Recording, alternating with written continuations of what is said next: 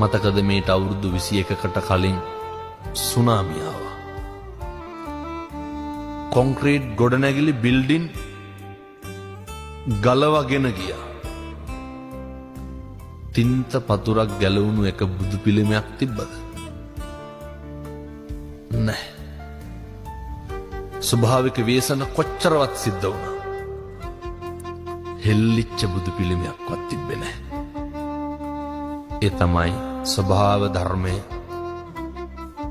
තථාගතයන් වහන්සේට ගරු කරන විදිය.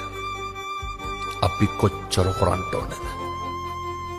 තථාගතයන් වහන්සේම දේශනා කරනවනේ කර්මය දැඩි වූ කලමා කුමක් කරන්නද කියලා.